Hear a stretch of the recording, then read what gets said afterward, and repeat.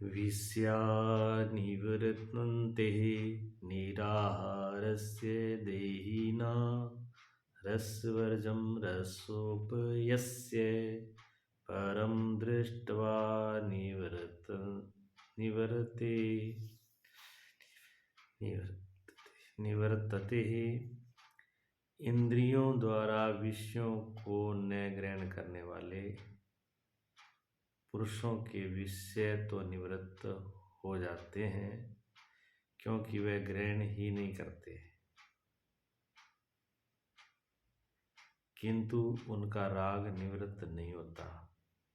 आसक्ति लगी रहती है। संपूर्ण इंद्रियों को विषयों से मिटाने वाले निष्काम कर्मों की राग पर परम दृष्टवा परमात्म तत्व परमात्मा का साक्षात करके निवृत्त हो जाते हैं।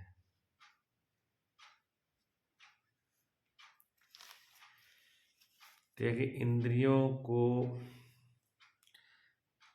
विषयों से अलग कर लेना मतलब इंद्रियों को बाहरी विषयों से रोक लेना। ऐसे करने से क्या होगा, उस पुरुष की विषय तो निवृत्त हो जाएंगे, विषय तो अलग हो जाएंगे। विषय क्या है? विषय है इंद्रियों के 5 विषय। आँख का विषय देखना, रूप को देखना। कान का विषय सुनना। ऐसे सभी इंद्रियों के अपने अपने विषय हैं। अब कोई सुनने वाली चीज को अगर हमने बंद कर लिया कि हमने सुनना ही नहीं है, जहाँ उस इंद्री को ही हमने खराब कर दिया। ऐसे आंखों के ऊपर पट्टी बांध ली कि हमने देखना नहीं। बहुत से ऐसे लोग हैं कि हम तो दर्शन ही नहीं करेंगे, हम स्त्री के दर्शन नहीं करेंगे, वो आंखों पर पट्टी बांध लेते हैं। मीरा जब गई थी वृंदावन में तो कहते हैं कि मीरा तो ये गई थी कि भगवान से मिलूंगे, पूरा मेवाड़ छोड़ करके वृंदावन पहुंची। और वहाँ भगवान तो जा चुके थे, क्योंकि भगवान तो उस टाइम में हुए थे और मीरा कलयुग में हुई थी। तो मीरा जब पहुंची मंदिर में तो मंदिर का जो पुजारी था उसने ये नियम बना रखा था कि मुझे तो स्त्री का दर्शन ही नहीं करना है। तो बाहर वो बंद रहता था, अंदर स्त्री को प्रवेश नहीं करना देता था। तो ऊपर से उसने रोक रखा है कि मुझे स्त्री का दर्शन करना ही नहीं है। ऐसे कई साधु होते हैं जो अपनी इंद्रियों को रोक लेते हैं। वो सोचते हैं कि हम साधना कर रहे हैं, इसको रोक करके भी जब हम देखेंगे ही नहीं उस चीज को तो उस इंद्री का विषय के साथ संयोग होगा ही नहीं, विषय अपने आप ही हट जाएगा। लेकिन विषय तो रोक दिए हमने और मन में इच्छा बनी हुई है, हमें टीवी नहीं देखना। हमने ये सोच लिया कि हमको तो टीवी नहीं देखना, जब मोबाइल नहीं देखना, जब कोई नाटक नहीं देखना, ये हमने ऊपर से अपने आप को रोक लिया, देखते ही नहीं। हम टीवी को अलग हटा दिया, मोबाइल को अलग हटा दिया, देखने के लिए कहीं जाते नहीं। लेकिन मन में अभी इच्छा है कि टीवी तो देखना है, मन में इच्छा है भी टीवी देखना है या विषय को देखना है। कभी नहीं, जो अंदर मन में भरा हुआ है, वो जो अंदर भरा हुआ है कि वो भी मुझे तो ये देखना है। तो अगर जब तक मन में इच्छा है अंदर, तो आप ये समझ लो जब तक हमारे अंदर है, भगवान कह रहे हैं जब तक हमारे अंदर इच्छा है वो, तब तक उसका राग निवृत्त नहीं हो। राग से हटेंगे, राग तो बना ही है, ऊपर से बंद कर लिया, अब देखने की इच्छा खत्म नहीं हुई, आंखें फोड़ ली, तो फिर उसकी हालत खराब होगी। फिर उसकी जो इच्छा है, वो वासना है, वो उसका भूत प्रेत की तरह उसके पीछे लग जाएगी, कब देखूं कब देखूं। अच्छा, ऊपर से त्याग कर दिया रोटी का, हम रोटी नहीं खाएंगे यार, नहीं खाएंगे, फल नहीं खाएंगे, ऊपर से तो छोड़ दिया, लेकिन अंदर इच्छा बनी हुई है। फिर रात को सपने में रोटी रोटी दिखेगी, रोटी खा रहा हूँ होटल में, बढ़िया बढ़िया मिठाई, सब चीजें। क्यों? मन वो वहीं घूमता रहेगा, वहीं घूमता रहेगा, वहीं घूमता रहेगा। तो ऊपर से जो ग्रहण न करे किंतु उनका राग अंदर बना रहे, तो आसक्ति लगी रहती, वो आसक्ति छूटती नहीं है, वो आसक्ति बनी ही रहेगी। और जब तक आसक्ति बनी रहेगी तब तक जैसा है हम वैसा नहीं देखते, हम अपना रंग डाल करके, मन जो है अपने रंग डाल डाल के देखेगा तो गड़बड़। संपूर्ण इंद्रियों को विषयों में समेटने वाले, जो अपने संपूर्ण इंद्रियों को समेट लेते हैं विषयों से, ऐसे निष्काम कर्मी जिनका राग समाप्त हो गया, वो परमात्मा के साक्षात्कार से निवृत्त हो जाता है। जिनका अंदर आत्म साक्षात्कार से, अंदर के ही रस से, अमृत तत्व से जब सारी चीज की इच्छा खत्म हो जाती है, वो विषयों से अलग हो पाते हैं। मतलब जब तक चाह है हमारी, जब तक इच्छा है, तब तक हमको भटकना पड़ेगा। जब चाह नहीं है, इच्छा नहीं है और हम अंदर से शांत हो गए, तो फिर विषय अपने आप छूट जाएंगे। महापुरुष कछुए की तरह अपने इंद्रियों को विषयों में नहीं फैलाते। से कछुआ अपनी इंद्रियों को वश में कर लेता है, सब इंद्रियों को हटा लेता है। तो कछुए का तो एक उदाहरण दिया है। कछुआ तो अपनी इंद्रियों को अंदर भी कर लेता है और जब खतरा मिट जाता है तो बाहर ही आ जाता है। लेकिन ज्ञानी पुरुष का ऐसा नहीं होता है कि जब अब कोई खतरा नहीं है, जब किस भय हो कि हम कोई गलत रात चोरी करेंगे या किसी की चीज़ चुरा के खाएंगे तो हमारी बदनामी होगी, हमारा अपमान होगा, हमें डर दिया जाएगा, हमको नीचा देखना पड़ेगा, लोक लाज है, भय है समाज की, कानून की, उसके डर से तो हम गलत काम करते नहीं हैं। और जब भय खत्म हो जाए तब कर लें, ऐसा नहीं होता है। ये ज्ञानी पुरुष का ऐसा, ये तो कछुआ का तो भय निकलते ही बाहर निकल जाएगा, लेकिन प्रमाण सारे कुछ अंशों से समझने के लिए प्रमाण होते हैं। तो ज्ञानी पुरुष की इंद्रियां जब अंदर से इच्छा ही उस परम तत्व ज्ञान को, उस स्वरूप को पाने के बाद तृप्त हो जाता है, बाहर की कोई इच्छा ही नहीं रहती, बाहर से कुछ भी नहीं चाहिए होता है, तब वो छूट जाता है, निवृत्त हो जाता है। मतलब ऊपर से जबरदस्ती नहीं रोकना, अंदर से चाह खत्म करनी है। हाँ, अंदर से जब चाह खत्म होगी तो ये बात अपने आप आ जाएगी। पुरुष का विषयों से राग निवृत्त हो जाता है, प्रायः चिंतन पथ में हट करते हैं। कुछ लोग हट करके जबरदस्ती करते हैं, वे हट से इंद्रियों को तो रोक लेते हैं, लेकिन उनका जो विषयों से जो निवृत्त है उससे नहीं हो पाते। और जब तक वो नहीं हो पाएंगे, अंदर कोई भी इच्छा रहेगी, कोई भी वासना रह गई, तो ये वो उसको जन्म का कारण बन जाएगी, दोबारा उसको जन्म लेना पड़ेगा, दोबारा आना पड़ेगा। ऐसे बहुत से महापुरुष मिले, महापुरुषों के संसर्ग में आता है। एक बहुत अच्छे संत हुए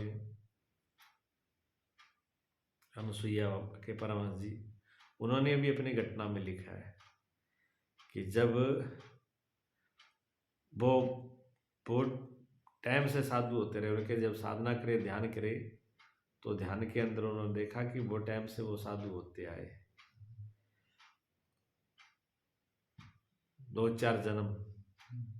उसके बाद में फिर 2-3 जन्म तो ऐसे ही रहे, साधारण बस कमंडल छोटी ले घूमते रहे, और 2-4 जन्म तो अच्छे से साधना करते रहे। फिर भी उनको जन्म लेना पड़ा। तो उन्होंने कहा फिर आपको तो जन्म नहीं लेना था। कहते और तो सब कुछ था, समझ में आ गया, लेकिन एक इच्छा रह गई थी कि हमने गांजा नहीं पिया, भांग पीनी थी। तो भांग वाली हमारी इच्छा बनी रही, उस इच्छा के लिए हमें दोबारा आना पड़ा। तो वो एक इच्छा भी अगर रह गई तो समझो सारी सब की सब इच्छा बची हुई है। वह सब इच्छा जहाँ शांत हो जाती है, तब उस पर वहाँ उसकी स्थिति बनती है। लेकिन एक बीज रह गया तो फिर बार बार उस बीज से बार बार का चक्कर बन जाता है।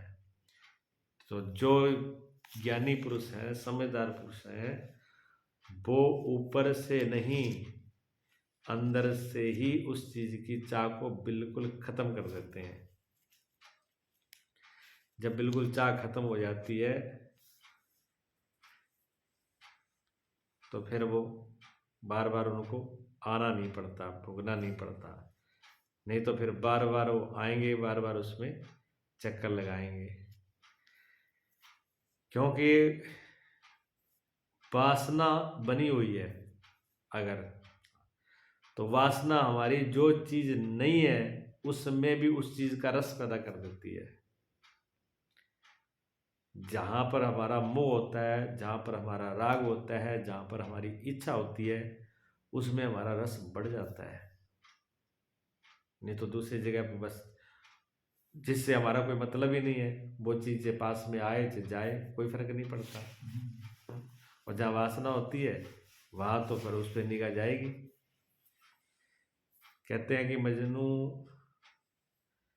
जो है लैला की इतना पागल हो गया था कि लैला लैला लैला कह के पूरे गलियों में घूमता रहता था।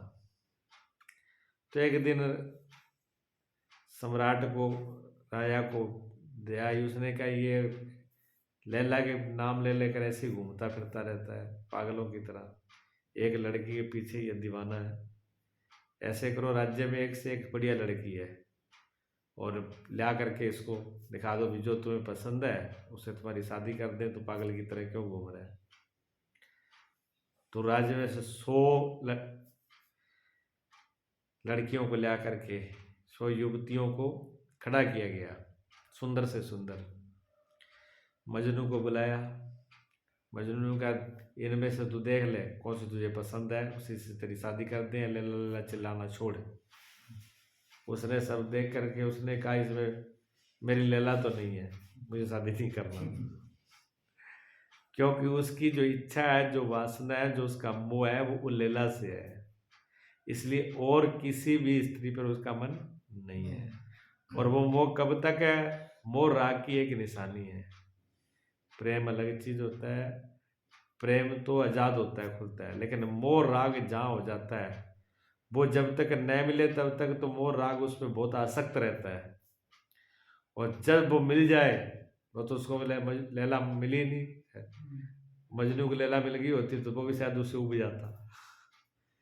अगर पवित्र प्रेम होता तो बात अलग है, जिसमें वासना ना हो उस प्रेम की बात अलग है।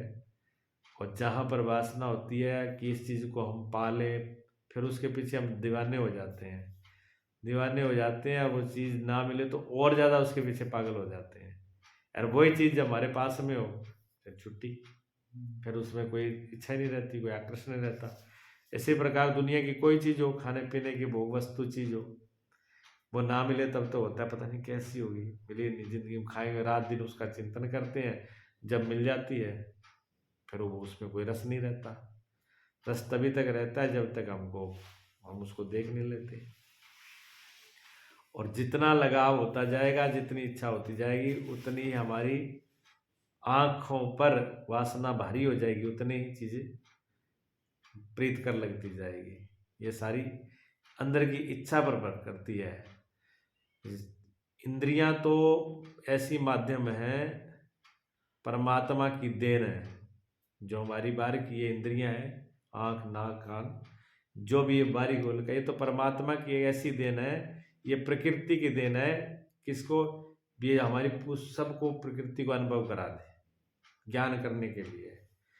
ये इंद्रियां बाहर की वस्तुओं को ज्ञान करने के लिए, लेकिन कैसे? जैसे का तैसा।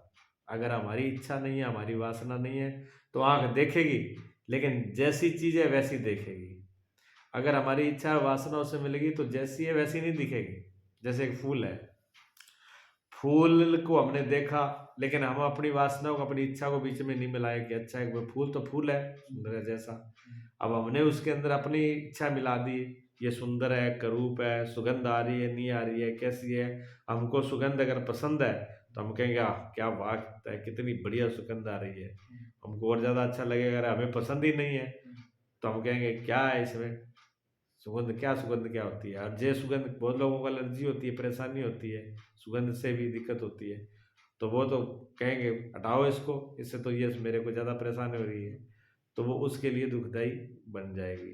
तो जिस चीज़ की जैसा हमने अंदर से अपने आप के संस्कारों के अनुसार, वासनाओं के अनुसार जैसा देखना चाहे वो चीज़ वैसी ही हो जाती है।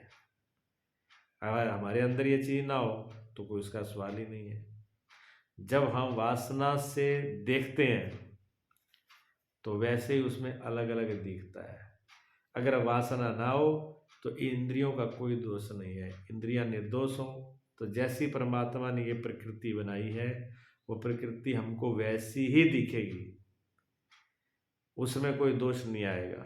किसी के सुंदरता को देख करके हमारे अंदर कोई मन में खराबी नहीं होगी, किसी की कुरूपता को देख के हमें गलानी नहीं होगी, किसी के प्रति हम आसक्त नहीं होंगे। जब हमारे अंदर वासना नहीं है, इच्छा नहीं है, तो कोई नहीं फर्क पड़ेगा।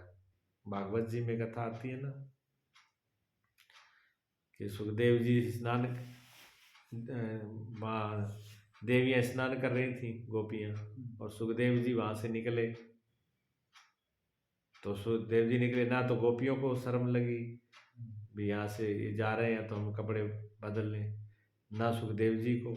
जब उनके पिता निकले वहां से उसके बाद में व्यास जी, तो गोपियों ने पहले से फटाफट कपड़े पहन लिए, हटा लिए। तो वेद व्यास जी ने कहा जब हमारे युवा बेटा वहां से निकल गए तब तो आपको लोक लाज नहीं आई, और हम तो बूढ़े बाड़े हैं तभी जा रहे हैं तब भी आपको लोक लाज आ रही है। तो गोपियों ने कहा कि आपके बेटा निकल गए, उनको तो यही पता नहीं कि यहाँ पर गोपियां खड़ी हैं, उनको जहाँ स्त्रियां हैं कि पुरुष है उनके अंदर तो कुछ भी नहीं था, जैसे यहाँ कुछ है ही नहीं, ऐसे निकल गए, उन्होंने देखा भी नहीं। और आपको तो ये पता है कि हमने कपड़े पहने, हम निर्वस नहा रहे थे, आपको तो सब चीज का ज्ञान था, उसी से हमको लज्जा आई है। यानी आपकी दृष्टि सुखदेव जी के जितनी निर्मल नहीं थी, पवित्र नहीं थी। तो जहाँ पवित्र दृष्टि है कि कौन स्त्री कौन पुरुष, कौन अच्छा कौन बुरा, बात खत्म। ये हमारे मन से बहुत चीजें होती हैं, उसी की बात कर रहे हैं कि जो चीज मन में है वही हमारे बंधन का कारण है। अगर मन में हम रखे हुए हैं, ऊपर से छोड़ेंगे तो छूटेगा नहीं, और मन वाली ही हमारे नए नए रूप हमारे अंदर डालती रहती है। तो वो कैसे छूटेंगे, कैसे छूटता है उन व्यक्ति, राह कैसे चले? तो जो हमारे भीतर की अंदर की जो इंद्रियां हैं, अंदर की इंद्रियां जो हमारी चाह है, उनके प्रति जाग जाए, बात खत्म। फिर ये नहीं होगा। भगवान कहते हैं इंद्रियों को विषयों से समेटना कठिन है, पर फिर भी भगवान प्रकाश डालते हैं। क्या कहते हैं? ये ततो है आपी कौन्तेय पुरुषस्य है विपश्चिता इंद्रियाणि प्रमाथीनि हरन्ति प्रसभं मना। कौन्तेय, प्रयत्न करने वाले मेधावी पुरुष भी प्रयत्नशील इंद्रियां उनके मन को बलात् हर लेती है और विचलित कर देती है। कहते हैं मेधावी पुरुषों को इंद्रियां भी अपनी तरफ खींच लेती है, इंद्रियां भी अपने को खींच लेती है विषयों। क्या इंद्रियों में, विषयों में भी इतनी ताकत है कि वो खींच ले? कोई विषय, कोई भोग भी खींच सकता है। जो प्रयत्न कर रहा है, जो पुरुष, उसको भी इंद्रियां जबरदस्ती अपने मन को बलात्कार से खींच लेती है। बलात्कार में जबरदस्ती। अच्छा, जबरदस्ती इसका मतलब उनमें इंद्रियों में पावर है, जहाँ भोगों में पावर है जो उनको खींच लेती है, ऐसा नहीं है।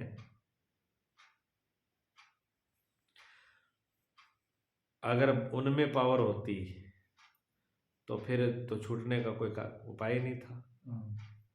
मान लो किसी विषय में, इंद्रिया विषय में ही उनमें पावर है, तो फिर हम तो छूट ही नहीं सकते, क्योंकि हम तो फिर उनके अधीन है, हमारे पास तो पावर है नहीं, पावर ही उनके पास चली गई। तो पावर अगर दूसरे के पास है तो हम तो छूट ही नहीं सकते। तो पावर नहीं है उनमें, न विषय भी जड़ है, ये भी जड़ है, उनमें पावर नहीं है।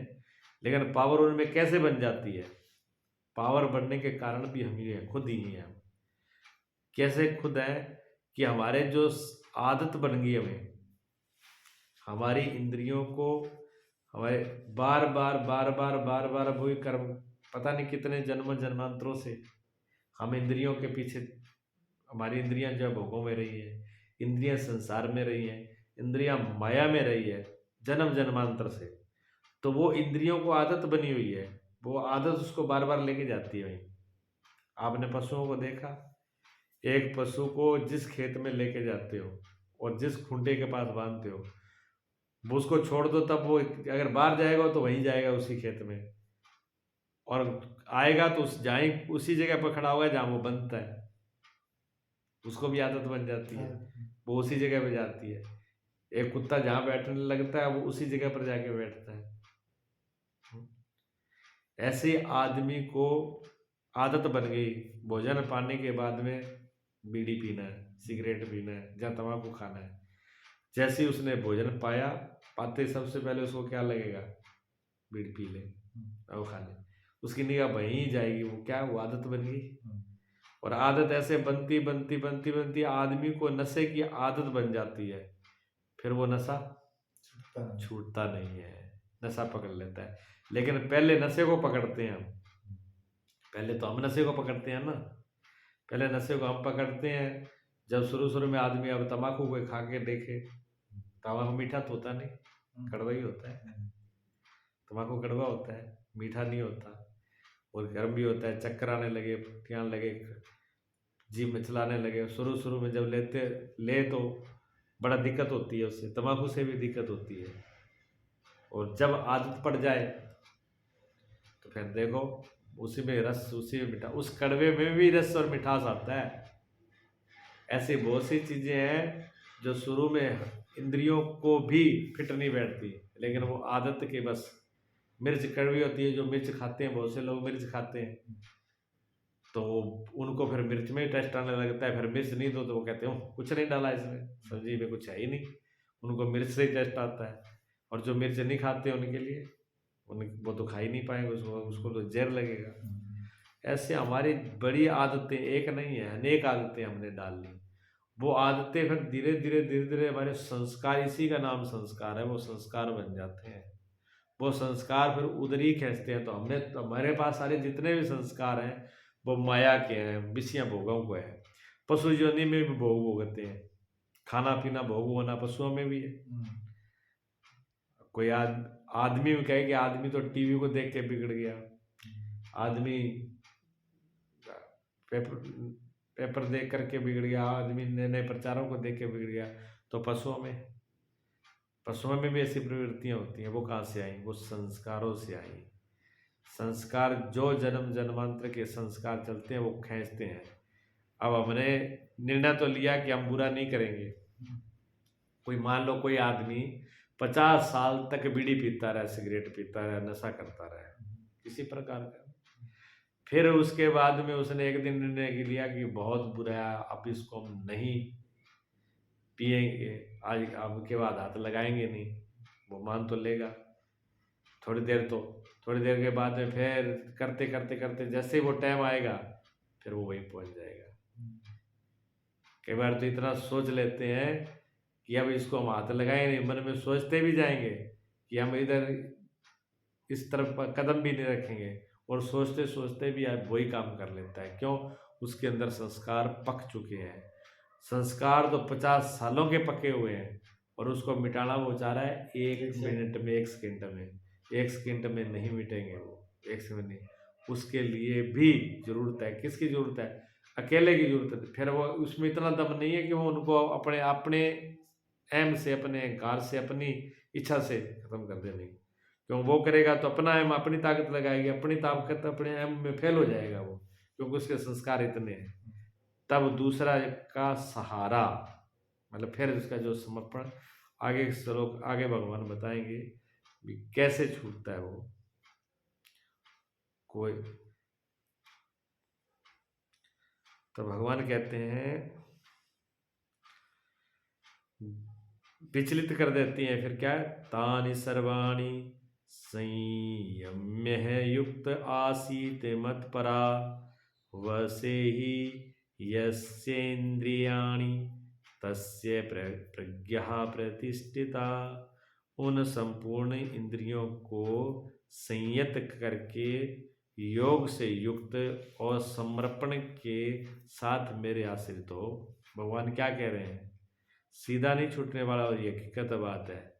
संपूर्ण इंद्रियों को संयम तो कर, प्रयास तो तू कर, कोशिश भी कर, क्योंकि जब तक तू प्रयास नहीं करेगा, तू कोशिश नहीं करेगा, तू नहीं लगेगा, तब तक भी बात नहीं होगी। अब कोई आदमी बीमार है और वो खुद ही नहीं चाहे कि मुझे स्वस्थ होना है, तो फिर दूसरा कितना जबरदस्ती तो कोई उसको कर ही नहीं पाएगा। पहले उसको इतनी इच्छा तो करनी पड़ेगी ना भी मैं स्वस्थ हो जाऊं। तो स्वस्थ अब इतनी मेरे में सामर्थ्य नहीं है, इतनी मेरे में ताकत नहीं है, इतने मेरे अंदर हिम्मत नहीं है कि मैं खुद ही उठ करके अपना उपचार कर लूं, अपनी दवाई ले लूं। मैं इतना कमजोर हो गया, बहुत समय से बीमारी के रहते रहते रहते रहते मैं कमजोर हो गया, मेरी ताकत कम हो गई। अब न तो मैं उठ करके चल पाता हूँ, ना खड़ा हो पाता हूँ, ना जड़ी बूटी ले करके जब पीस के अपना उपचार खुद कर पाता हूँ। इतना करने की समर्थ नहीं है। फिर उसको क्या करना चाहिए? दूसरे का सहारा लेना चाहिए। लेकिन इतना मन बना ले अंदर से, इतना ही उसकी इच्छा हो कि मैं स्वस्थ हो जाऊं, इतना भाव बढ़ा करके फिर दूसरे का सहारा ले। तो भगवान कहते हैं संपूर्ण इंद्रियों को संयत तो कर, युक्त होकर के तू, और समर्पण के साथ मेरे आश्रित हो, मेरी आश्रित हो जा, मेरा सहारा ले। लेकिन कैसे? समर्पण करके, मुझे पूर्ण रूप से सौंप दे, पूर्ण रूप से मेरे को सौंप दे, मेरा सहारा ले। जैसे मरीज डॉक्टर के पास जाए और डॉक्टर पर विश्वास नहीं करे, वैद्य के पास तो चला जाए कि जी मुझे स्वस्थ होना है, लेकिन वैद्य पर विश्वास नहीं करे। वैद्य से कहे कि जी मैं स्वस्थ होना चाहता हूँ, पर पता नहीं आप क्या दोगे, दवाई की जगह कहीं मुझे जहर दे दो, कि दवाई खराब दे दो, पता नहीं मैं इससे ठीक होऊंगा कि नहीं होऊंगा। और जब वैद्य पे विश्वास ही नहीं है, डॉक्टर पर विश्वास ही नहीं है, तो फिर उसे दवाई लेने से क्या फायदा?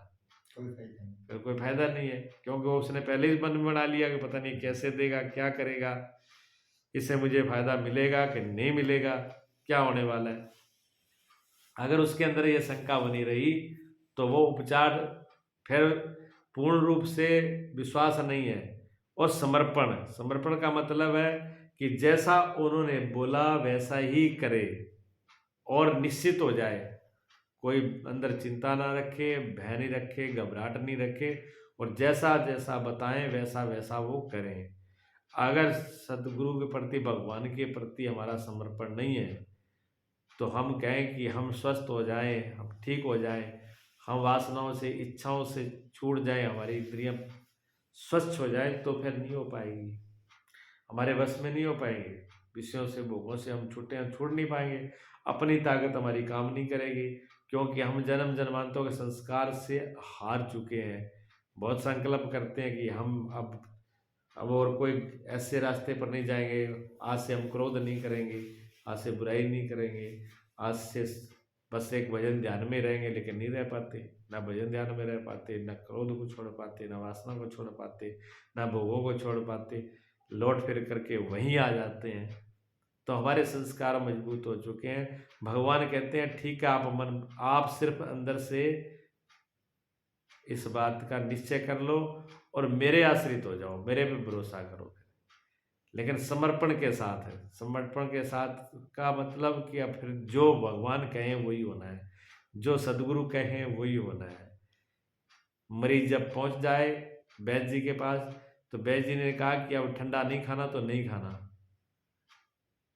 चिकनाई नहीं खानी तो नहीं खानी, 2 टाइम नियम से दवाई लेनी है, योग करना है तो करना है। अब उसके लिए तैयार हो जाओ, प्राणायाम करना है, योगा करना है, स्वस्थ होना है, तो जो जो जैसी जैसी क्रिया बताइए उसके लिए फिर वो तैयार हो जाए। और अगर वैद्य जी कह दें कि आपको कुछ भी करने की जरूरत नहीं, आप बिल्कुल निश्चित हो कि आराम करो, आप 24 घंटे आराम करो, आप स्वस्थ हो जाओगे, सब टेंशन से मुक्त हो जाओगे, तो फिर सब कुछ छोड़ करके विश्राम में चले जाओ। जैसे सदगुरु की आज्ञा है कि क्रिया करनी है तो करो। सदगुरु ने कहा कि निष्क्रिय हो जाओ, आपको कुछ भी करने की जरूरत नहीं है, जो है वो आपके अंदर ही है, जो है वो आपके पास है, सब कुछ उपलब्ध है, पूर्ण विश्वास है, तो फिर वो कुछ भी करने की जरूरत नहीं है और वो उसको पा जाएंगे। क्योंकि जिस पुरुष की इंद्रियां वश में होती है उसकी बुद्धि स्थिर होती है। बुद्धि इंद्रियों को स्थिर क्यों करना है? स्थिर प्रज्ञा कौन होगा? जो निश्चित रूप से सब कुछ छोड़कर शरणागति हो जाता है, उसकी भी इंद्रियां वश में हो जाती हैं, और बुद्धि जिसकी इंद्रियां वश में है उसकी बुद्धि भी स्थिर हो जाती है। बुद्धि में डावाडोल नहीं होता, फिर बुद्धि कंपती नहीं है। यहाँ योगेश्वर श्री कृष्ण साधन के निषेधात्मक अवयवों के साथ विधायक पहलू पर भी जोर देते। केवल संयम से नहीं, इंद्रियां वश में ही नहीं होती, समर्पण के साथ भगवान कहते हैं कि जो करे आप खुद नहीं कर पाओगे, दोनों तरफ से ले लिया। कुछ चीजें छोड़ना, कुछ चीजें लेना हमारा। तो जिस चीज को आप छोड़ सकते हो उसको छोड़ दो, और छोड़ने से भी आप निर्भर हो जाओगे, स्थिर हो जाओगे। और जो नहीं छोड़ सकते, जो पकड़ने का है, तो पकड़ना क्या? भगवान की शरणागति, परमात्मा के शरण हो जाइए, सदगुरु के शरण हो जाइए, उससे आप जल्दी ही पार हो जाओगे। और फिर क्या होगा? आपकी स्थिर बुद्धि। जो डामाडोल है वो डामाडोल नहीं रहेगा। हम जो डामाडोल हो जाते हैं, अपने आप को संभाल नहीं पाते हैं, खुद को फिर छोड़ दो सदगुरु के शरण में। जब गुरु के शरण में हो जाते हैं, फिर जो वो बोल दें उस पर अटल हो जाओ। वो कहते हैं ये करना है तो करना, नहीं करना तो नहीं करना, बस। तब भी सब काम हो जाएंगे, तब भी कोई काम बचेगा नहीं। आगे भगवान कहते हैं ध्यायतो विषयानुपुंसः संगस्तेषुप्यायते संगात संजायते कामात क्रोधो विजायते। विषयों का चिंतन करने वाले पुरुष की उन विषयों में आसक्ति हो जाती है। आसक्ति से कामना उत्पन्न होती है, कामना पूर्ति में विवादान आने पर क्रोध उत्पन्न होता है। क्रोध किसे जन्म देता है? देखो भगवान कहते हैं कि विषयों का चिंतन करने वाले पुरुष को विषयों में जो आसक्ति की जड़ है, विषयों के अंदर जो बंधन है, विषयों की तरफ जो खींचने की रस्सी है, वो शुरुआत कहाँ से होती है, बीज कहाँ से पड़ता है? वो हमारा चिंतन है। हम क्यों बंध जाते हैं किसी विषय के साथ? किसी विषय के साथ हम तब बंधते हैं जब हम उसका चिंतन करते हैं बार बार बार बार। अगर हम उसका चिंतन नहीं करें तो हम उसे बंधेंगे नहीं। पहले तो हम मन के अंदर चिंतन करते हैं, जब मन ही मन में उसका रस लेते रहते धीरे धीरे वो बीज है वो वृक्ष बन जाता है। जब वृक्ष बन जाता है फिर हम उसको काटने की कोशिश करते हैं कि वृक्ष को हम काट दें, तो वृक्ष फिर कटेगा नहीं। और वृक्ष की एक टाणी काट भी दी हमने जोर लगा के, तो हो सकता है एक को काटिए वहाँ चार और फूट जाए, चार और कोपरे निकल जाए, और ऐसे होता है। तो हम अगर ऊपर से करेंगे इलाज तो नहीं होगा। इसका इलाज कहाँ से करना पड़ेगा? शुरू से ही करना पड़ेगा। शुरू से अगर इलाज नहीं हुआ तो गड़बड़ हो जाएगी। और शुरू का इलाज क्या है कि मन के हमारे विचार ही विषयों के ना, हमारा चिंतन ही शुद्ध हो। चिंतन जहाँ पर राग हो गया, मोह हो गया, बार बार चिंतन उसी का हुआ। जब शुरू में हम चिंतन करते हैं, रस लेते हैं विषयों का, भोगों का, और मन में रस लेते हैं, और वो मन ही मन में इतने संस्कार, इतने जड़ें उसकी पो जाती है, फिर वो विशाल वृक्ष बन के खड़ा होता है।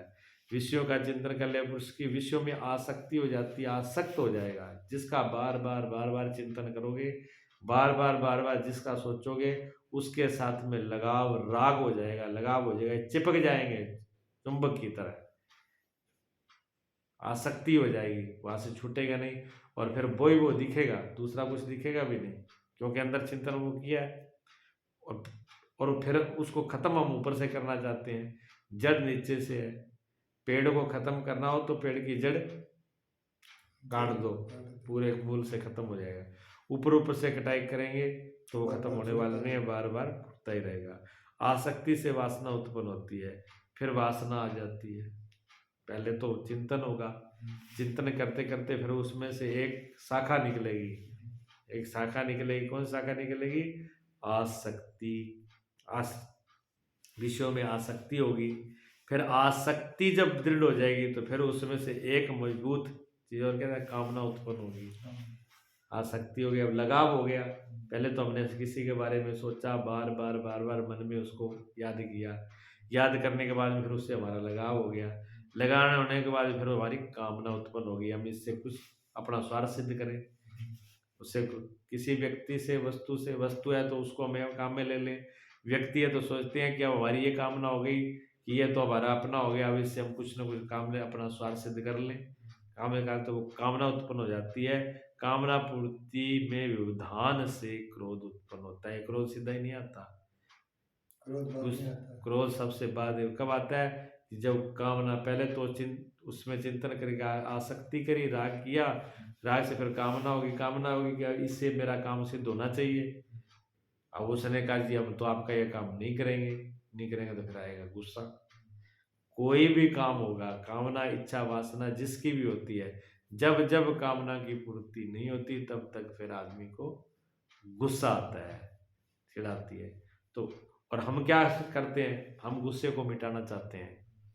हम कहते हैं कि गुस्सा नहीं आना चाहिए हमको, हम शांत रहे। गुस्सा तो बहुत, लेकिन गुस्से की जड़ कहाँ है? गुस्सा तो बहुत ऊपरी चीज है। जब तक जड़ नहीं काटेंगे तब तक गुस्से को कैसे खत्म करेंगे? क्रोध तो वैसे खत्म होगा ही नहीं, क्योंकि क्रोध तो बहुत ऊपर ऊपर चला गया। उसका मूल जो है, उसका कारण जो है, किसी कार्य को खत्म करे उसका कारण को खोजा जाए।